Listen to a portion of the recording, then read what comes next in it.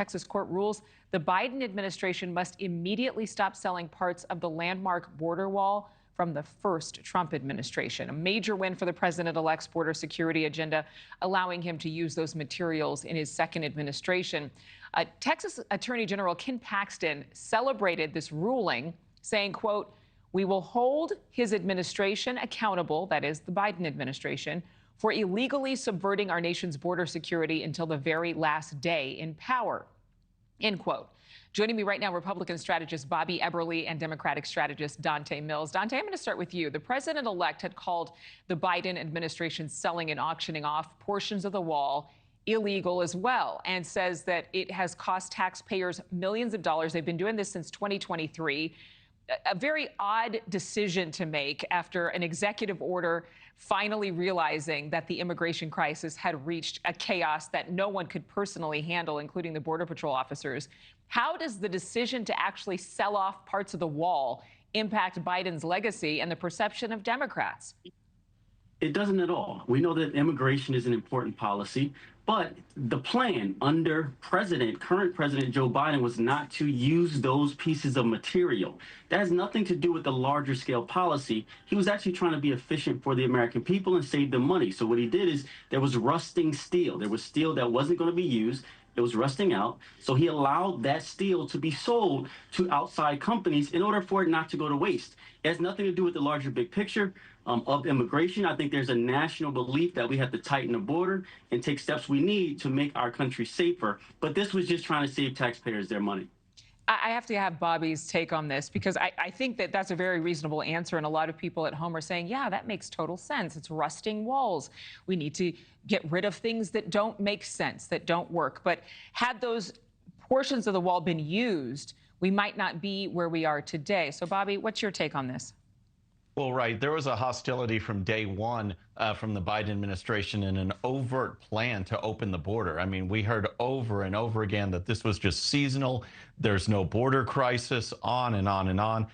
They stopped producing and building the wall. And this is just kind of the Biden administration's attempt to, stick a thumb in the eye of the Trump administration, just like they were doing with some of these pardons, just like they were doing with last-minute debt relief on loans, but they stopped that. A lot of maneuvers at the end that I think, to answer your question, will tarnish his legacy.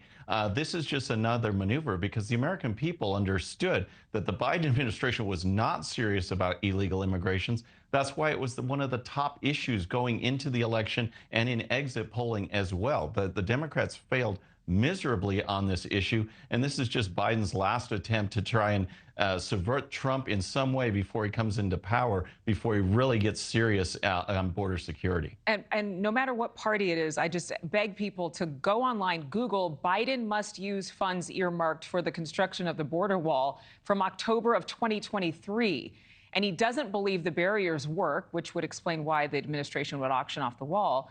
But he also says he has to use the funding to help build the wall because that's what the money was decided to be used for back in 2019. But somehow that all gets lost in the political discussions of all this. I digress.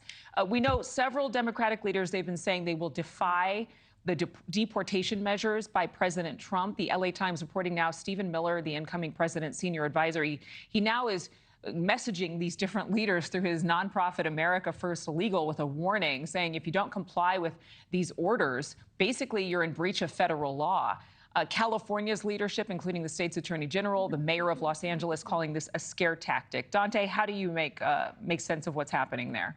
I think it's a scare tactic. I mean, I think everything, and we hear about sanctuary cities, and you can have a disbelief on whether or not there should be a sanctuary city, but they're being handled in a legal manner. So as long as they're being handled legally and they're following the law, they shouldn't be threatened. And the threat is we're going to withhold federal funding. We're not going to allow your state to get money that they're entitled to because you don't go or believe in our plan.